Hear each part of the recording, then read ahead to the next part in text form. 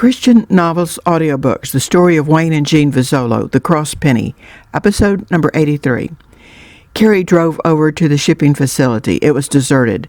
Next, she tried the mess hall and found the skeleton shipping crew helping the skeleton kitchen crew clean up from breakfast. It was common practice for any crew waiting for a work order to assist someplace else. "Good, you're here." Carrie clapped her hands to get everyone's attention.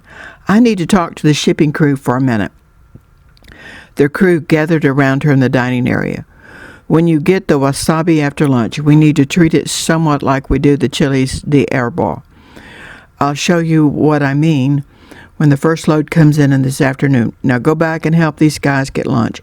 We're going to have a lot of hungry cattlemen and pickers when it's lunchtime."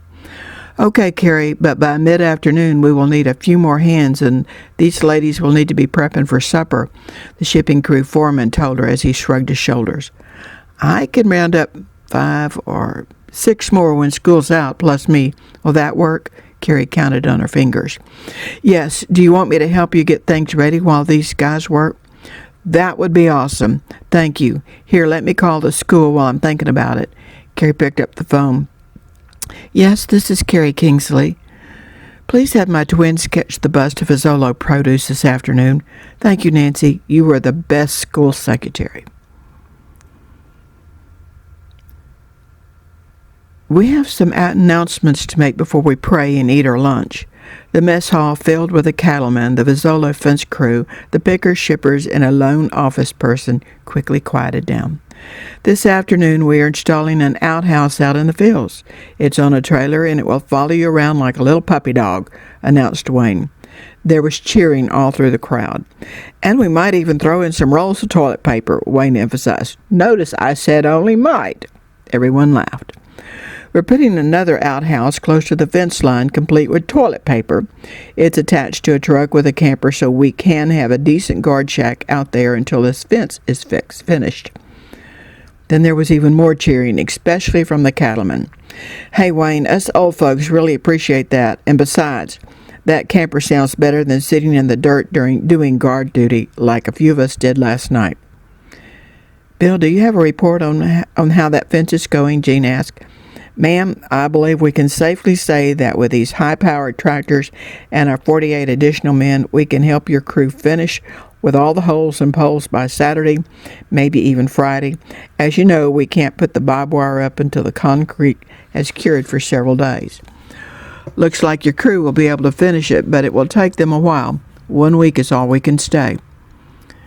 Wayne and Jean stood up and clapped, as did every Vozzolo produce worker. Colton wasn't sure what to think about this impromptu pep rally. After thanking God for the food in the outhouses and truck and the camper and the fence, the folks in the mess hall feasted thanks to Jean's recipes and her fabulous kitchen crew. Noticeably missing were Eduardo, Chester, Matt, and Jonathan. The missing 4 decided to guard the fence line tractors and equipment while everyone else ate, and besides, they could talk in private. "Okay, as we have only briefly skimmed through everything, it'll take us several days to get it all together. We believe we need to set up a separate corporation for the dried soup production plant," Matt started. "Maybe even a second one for asset protection," Jonathan added. "We found out this morning that the equipment from the bakery had never been installed. The warranty doesn't start until the installation is complete, and the manufacturer does all the installing," Matt said. "That's going to cost a fortune that I'm afraid they don't have," Chester interrupted. "Let me finish. The installation by the manufacturer was included in the original purchase with no other expenses, including wiring and electricians," Matt continued. "What?" both Eduardo and Chester exclaimed. "Yep. I called their toll-free number today, and they said they had wondered why the equipment had not been installed. They hadn't been able to get a hold of the original buyer because they didn't know he was deceased," Jonathan continued. "Everything rolls over to Vozzolo Produce, which is how Tony set it all up. So there's no estate taxes or inheritance taxes on the value of any of it," Matt added. "And we believe we will have a very solid case against the company and the people who caused this mess out in this field. The officer who worked out here Saturday night brought in some pretty incriminating evidence this morning," Jonathan explained. "What do we need to do?" Chester wondered. You need to hire Beth Tompkins like yesterday to oversee the installation and be the operational manager of the dried produce plant, Jonathan exclaimed. Guys, Eduardo interrupted. Wayne says he can't afford to pay anybody else to do anything. This plot of wasabi japicani cost a fortune just to set up. It was a long shot, and from what you said, Wayne got a devastating letter demanding the $285,000 deposit back for breach of contract for not delivering on time. That's really fishy, guys. I am certain the original contract said by Friday. How come it was dated yesterday and the letter delivered today?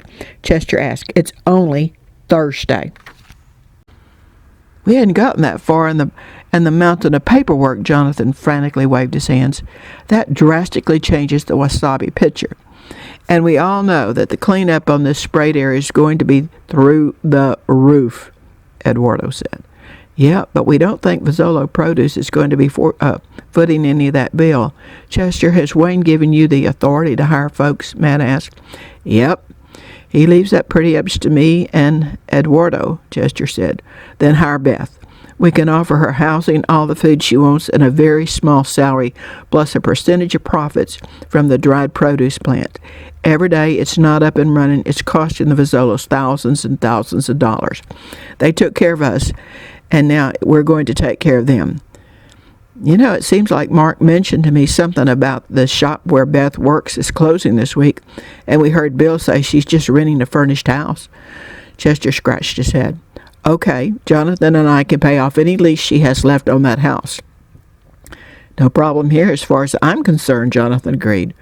When the fence crew comes back, boy, that outhouse out here will make a big difference. Phew, I shouldn't have had that last cup of coffee, Matt squirmed. The three men just laughed at him. When the crew comes back, we need to get Mark and tell him to clean up while the four of us talk to Wayne and Jean. Then the five of us need to go move Beth down here today, Matt said. Let me show you something else we found in Tony's room. Jonathan opened a long, round mailing tube. From the postmark, it was mailed 2 weeks after Tony went to the Philippines. Wayne or Jean must have put it in his room unopened. Wow.